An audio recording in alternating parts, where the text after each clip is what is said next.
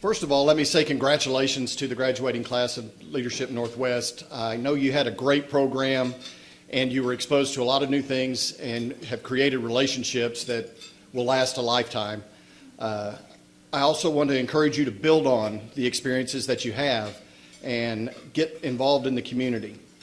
I was fortunate enough to work for Southwestern Bell and then SBC and AT&T for 36 years.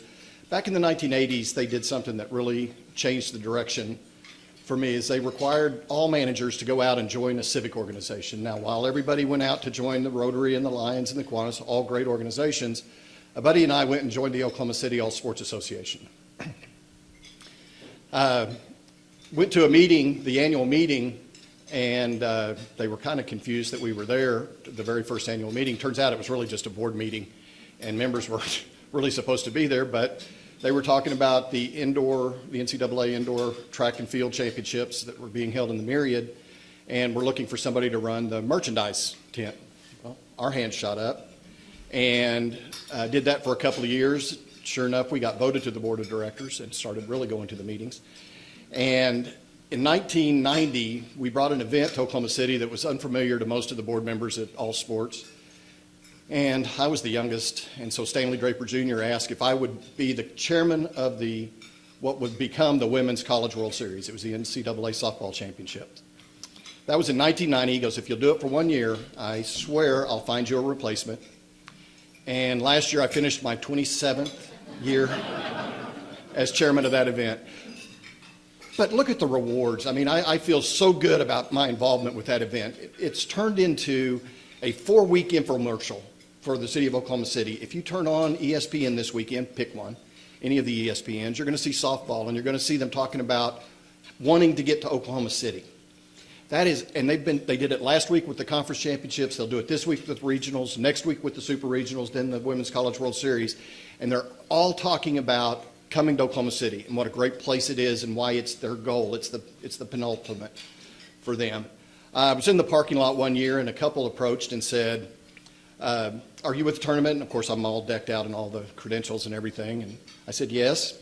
How can I help you? And they said, we got a letter that said the tournament's moving from Memorial Day weekend to the next weekend next year. Is that true? And I said, yeah, it is. Will that affect your ability to travel?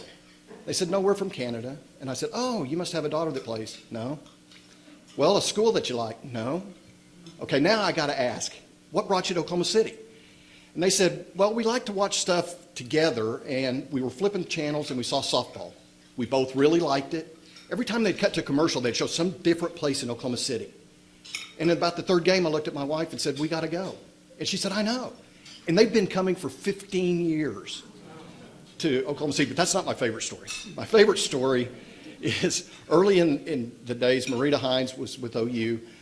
She hated lines, and we were mostly general admission at the time. Well, that first game, we had 160 people. It's a little different today. But we were mostly general admission, so she'd send us out with tickets and little aprons to sell general admission tickets to people. And I got to talking to this one guy, and I said, I love your accent. Where are you from? He said, I'm from Scotland. And I said, wow, what brought you to Oklahoma City? He goes, I told my daughter 4 years ago that if she'd make straight A's all through school, I'd take she and her friend anywhere in the world she wanted to go. And I still get goosebumps when I tell that story a little bit, because think about that. Anywhere in the world she wanted to go, she chose Oklahoma City. So you can really change your community in ways that you might not even imagine. And sometimes you can change the direction of your career. I know when I started, I really set a goal to retire when I was 50. I didn't make it. But I set that goal, and I started planning for it, and went through my first leadership program was Leadership Oklahoma City. And whenever I was going through there, my daughters were in high school, and our lives evolved around their activities, of course, and that's all I really knew to talk about. And Leadership Oklahoma City has a program called YLX, Youth Leadership Exchange, and they had a leadership skills program and a youth in action. Leadership skills is just what it sounds like. Youth in action taught kids to be involved in the community and turn into fundraisers. And they do a good job learning that. But one of my classmates approached YLX when I was on the board and said, we would like you to create a youth council for Oklahoma City. It's part of the League of Cities checklist for All-American City. We don't want to handle the politics of telling one kid yes and 30 kids no. We'd rather some other organization do that selection.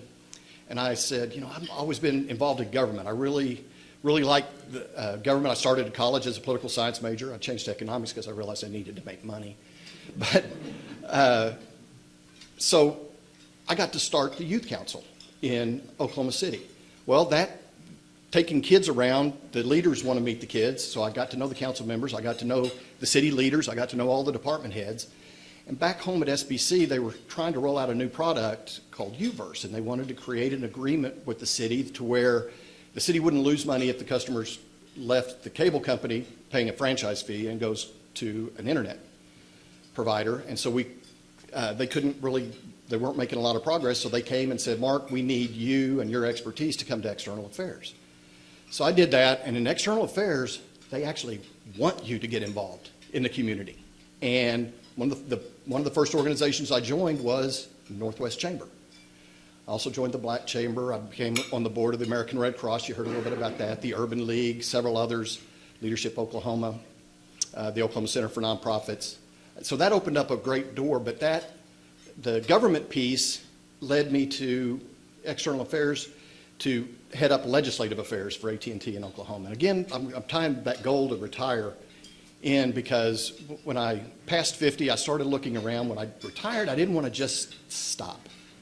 I wanted something to get me up and get me excited, and one of the organizations I was involved with was READ, the Research Institute for Economic Development.